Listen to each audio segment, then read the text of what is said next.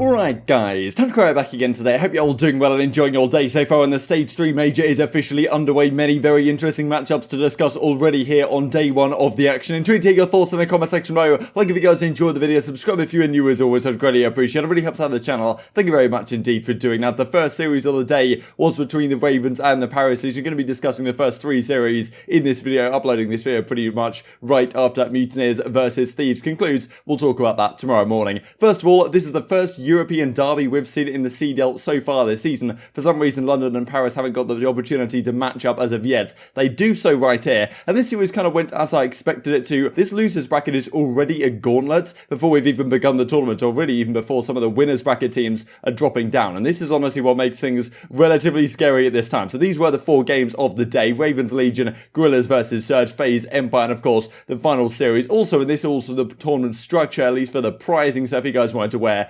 $200,000 goes to first place. 9th through 12th get no prize at all. Two teams already confirmed all the way down there, also receiving 0 CDL points. So game number one between these two teams, Legion versus the Ravens, was pretty interesting given the fact that the Paris Legion decided to bring out 3 assault rifles over towards this Moscow hardpoint. And okay, we saw Temp using it, we saw Aqua using it, we saw Scraps using the Krigs, and well, it certainly was an interesting setup, as Arcitys says. They wanted no P1 at a time at all, 3 ARs holding it. Despite Temp kind of going off towards the end and getting a fair few kills, it didn't really help them out because Shawnee was absolutely dominant once again. They completely smoked Paris off this Moscow hardpoint. Honestly, Ravens look so good in hardpoint right now, and yes, the last couple of series they've played have been against Surge and now have been against the Legion, but at the end of the day, they look very solid right now, and they are not a team you want to go up against, to be honest. They're going to play the Minnesota Rokkr up next in the losers bracket. Shawnee game 1 goes 27-15, and he doesn't have to do too much for the rest of the series because, in the game 2, Paris Legion actually do bounce back here. Paulex has a nice couple of rounds on the Moscow, but it's actually Aqua and Scraps that really combine for some pure damage. I think this was, as I say right here, in the tweet, London 0-6 on Moscow Search and Destroy so far this season. So incredible scenes, to be honest, from the fact that London still can't win this game. And there was another team later in the day that also was undefeated, or was,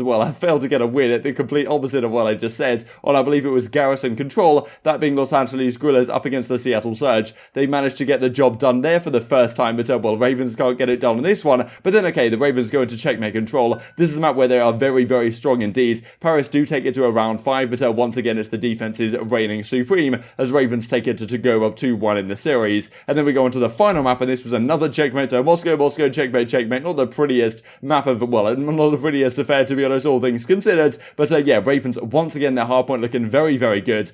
They win this series 3-1. Impressive stuff from the London guys. As I say, their respawn's been looking really good, especially their hardpoint. The last however many hardpoints they've played, they're barely getting, the opponent's barely getting more than 150 points. This might be the closest hardpoint that they have had in quite a while at this time. So, yes, they're not playing the greatest of competition, and their Search and Destroy is still looking suspect, but yeah, they're honestly one of those teams, almost like New York in a sense. Of course, New York you'd expect to be significantly better than the Ravens right now, but actually, the last time Ravens played New York, they actually won the series right in a game 5, so who really knows where you put these teams in terms of power rankings. But yeah, Ravens honestly could be a force to be reckoned with here in the losers bracket. Paris Legion on the other side, not too much to say from them on the positive side. They look once again pretty woeful, and speaking of woeful, I suppose we've got to speak about the next series. That was Seattle versus Los Angeles. Gorillas, as you can see, $0 has grown 0 points. I love how he puts these, he gets these things put on the graphics right here. $0 earned for the Paris Legion, unfortunately for them. And this was game 1 of LAG versus Seattle Surge. First of all, the game decided, alright, it's time to have another one of these days where Octane and one of the players just get stuck in the ground.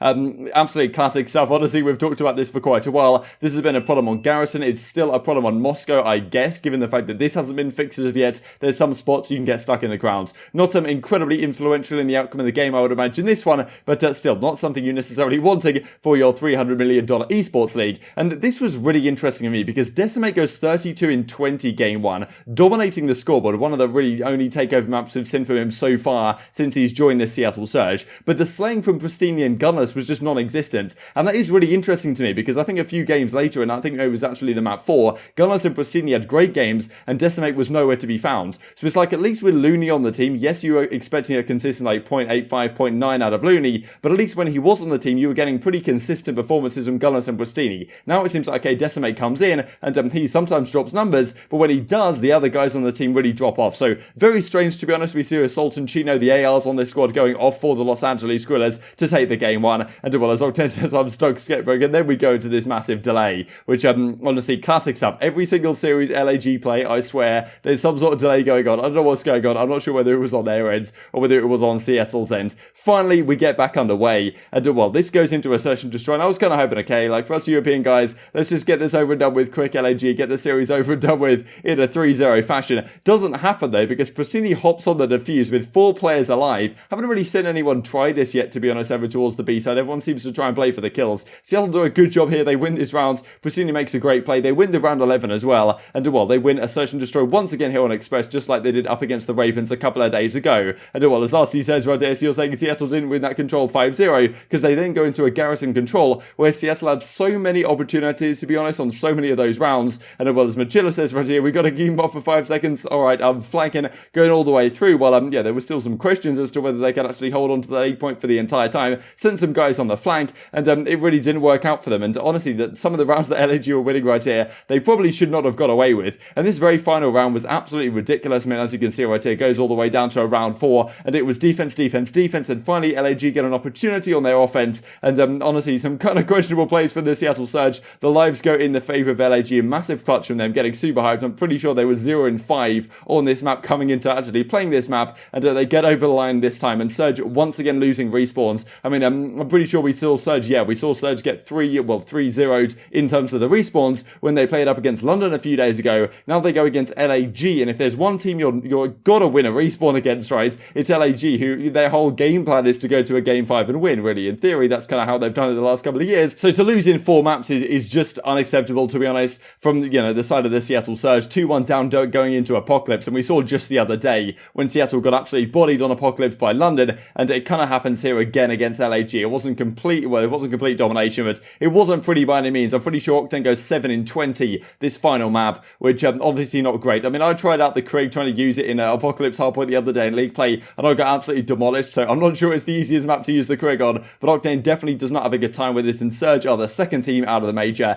$0 earnings, 0 CDL points after losing 3-1 to Los Angeles Skrillex. So can't say I'm incredibly surprised by this, but honestly, Seattle, since their change, if anything, looked worse than they did before, and you could say the same with Paris in a way. Since they dropped Fire, got Temp in, they've, if anything, looked worse than before, at least looked less competitive than they did in the past, which is kind of interesting to see, certainly, but at the same time, maybe it is just other teams improving it very dramatically. We've got Kentucky Fried next map, or last map, says Octane, and whoops, almost forgot, says Crota's CDL intel after, well, this, the series scoreboard right here. Chino absolutely dominated it statistically, and yeah, Octane with a 7 in the final game didn't do too much to help his overall kill-death ratio. Then Gunless talks about the following, which was very interesting indeed regarding the whole ping situation. I'm on a 91 ping, he says. GG's LAG, good luck in the rest. So very, very interesting that Gunless comes out and talking about ping, because once again, just a few days ago, we were talking about servers and ping, and well, kind of strange, right, because the CDL now decide what servers these guys play on. And yes, I'm pretty sure that where Gunless is based in the Los Angeles Thieves or Los Angeles Guerrillas guys based in Los Angeles, it's not easy to find a server that works too great for that. And clearly Gunless isn't particularly happy the fact that he's on a 91 ping server wherever he happens to be playing from. And he does kind of go into some more detail here right now. You're like, I hate making excuses, but that legit felt like I could put on an off-brand Crota's Max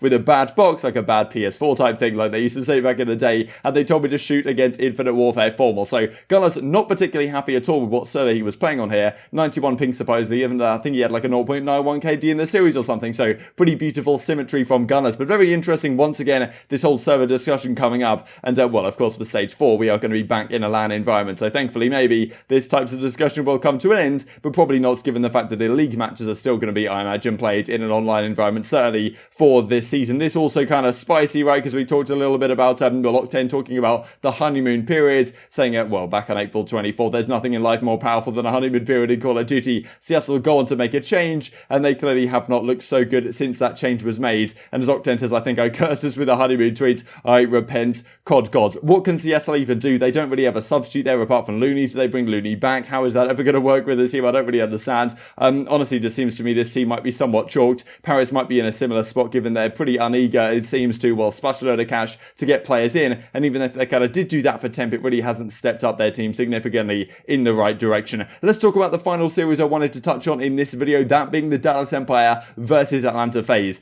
This was, honestly, I was kind of hoping, alright, FaZe, get the job done relatively quickly quickly, so it's a quicker night for us in Europe once again, and they actually oblige very nicely indeed. And this series was just ridiculous from FaZe and some of the individual performances we got out of the FaZe guys. Like, Dallas looked somewhat better, they looked a little bit more of a cohesive unit, Shotzzy was still absolutely fantastic, but the FaZe guys, their teamwork and some of the individual moments that you get out of the FaZe guys, like, there's not many other teams really at all that have the players that can take over games like this. I mean, you see the game one here, it's pretty back and forth here on Apocalypse. FaZe haven't won that yet this stage, I'm pretty sure they were 0-3, but there's been some talk from Simp that they've been looking pretty good on it, like behind the scenes in practice, but in matches they can't seem to translate. aBeZy just popping 3 pieces left, right and centre, getting a 5-kill streak. That was a massive like set of kills he got right there to hold off the rotation from the Dallas Empire guys. They lose this first map, do the Dallas Empire go down 1-0 yet again, and then we go into a search and destroy. This of course being a checkmate search, where FaZe have well, really not played it for the first part of the season at all, and now they've started playing it to kind of realise, okay, hang on a second,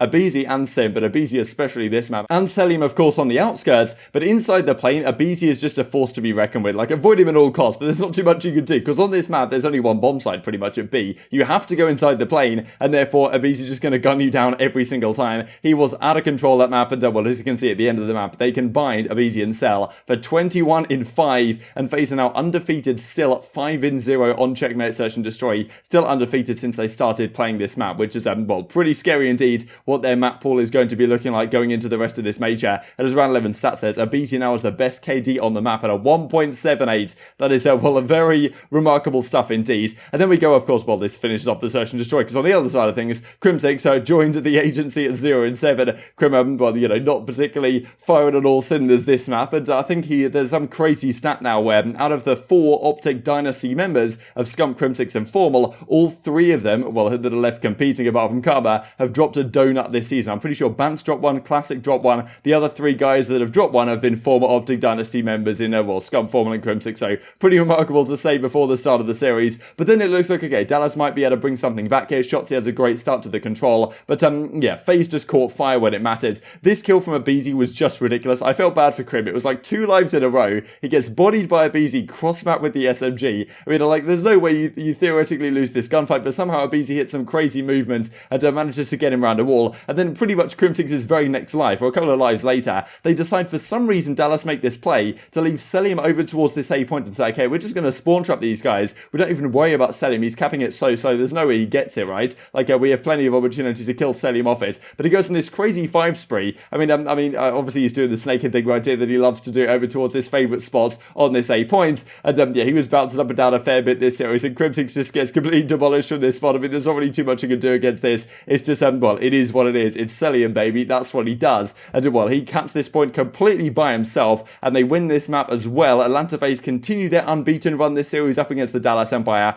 I think, of course, they played Dallas Empire a few times now. I'm pretty sure they're now 4-0 against Dallas so far this season. Absolute dominance from Cellium and aBeZy. Cell has a 1.61 KD, aBeZy with a 1.33. And yeah, on the Dallas side, not the prettiest series out of these guys apart from Shotzzy. And yeah, once again, the slaying, the teamwork, the individual performances from the guys on Atlanta FaZe looking very, very strong indeed. And they will earn themselves a rematch with the Toronto Ultra. The grand finals of our previous major will be happening yet again. So as I record the video, these are the standings as of now. Of course, this matchup is concluded by the time you guys will be watching this. But well, I just wanted to point out a couple of key things, because OpTic play Gorillas, and the winner of that plays the Dallas Empire. That means that let's say OpTic win this series, regardless of well, what happens here, one of OpTic or Empire, maybe it'll be OpTic going out top 10, but one of those two will go out at the very least top 8 placing this major, which is honestly a big surprise for both of those teams, whatever it happens, and well, something it may have to be said about that certainly. So intrigued to get your thoughts in the comment section below. Hope you guys enjoyed the video. If you did enjoy it, I'd greatly appreciate a like on the video. It really helps out the YouTube algorithm that you enjoyed this content. Other people like you may enjoy this content as well, and have grown the competitive Call of Duty community. Thank you much as always, take care,